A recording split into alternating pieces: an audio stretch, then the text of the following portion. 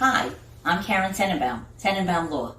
We handle IRS and New York State tax problems. We could be found at litaxattorney.com.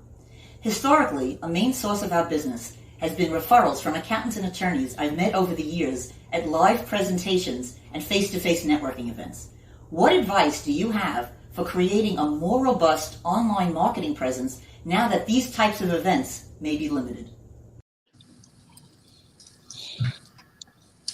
That's the question. There you go, Karen. No, that's a big issue for so many people. Is that face-to-face that you get? And so what do you do so that Karens can continue to get those referrals?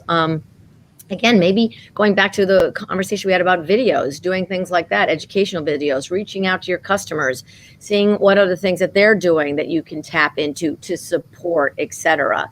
But I mean, we're really going to have to dig down deep, because those days, at least for now, of being able to go to larger settings and being able to exchange cards is very different. So how do you think about ways to reach out, like I'm doing with my sales team, calling every one of them and saying what's happening, what are their opportunities? I think it's going to be Zoom, picking up the phone and writing letters. I mean, I personally use a lot of LinkedIn, reaching out to people on LinkedIn. I mean, events were like 40% of my business, so we're hoping something comes back in those areas. I sort of just started getting into those sort of more breakfast networking events in the last 2 years, but right now we're using mostly LinkedIn. I'm also trying to see if there's other possibilities for LinkedIn type services that might be helpful, that maybe are more focused per industry. But yeah, LinkedIn right now seems to be my one thing. I mean, there's good and bad out of it, but that's where I've been looking right now.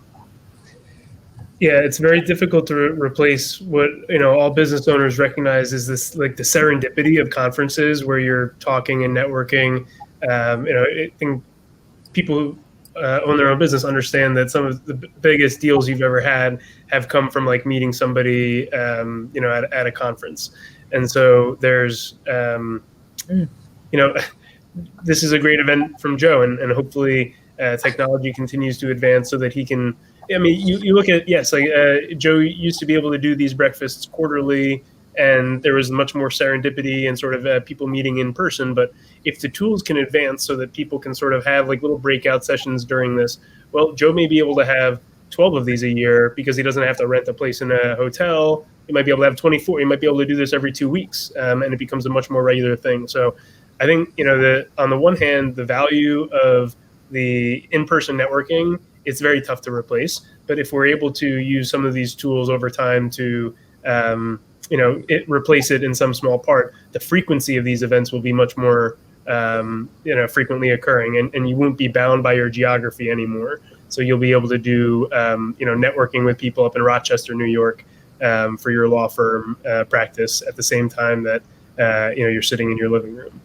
But I also like what Joe said. I really like that idea of having these, but then having breakout sessions, right? Mm-hmm. So, you sign up and you have 24 people or 12 people or whatever the number is for each one of your speakers. And then you have an opportunity for a little one-on-one, and then they can spend some quality time together. So might not be all done in 45 minutes like this, but you could do maybe 40 minutes of this and then 40 minutes of breakout session. I love that.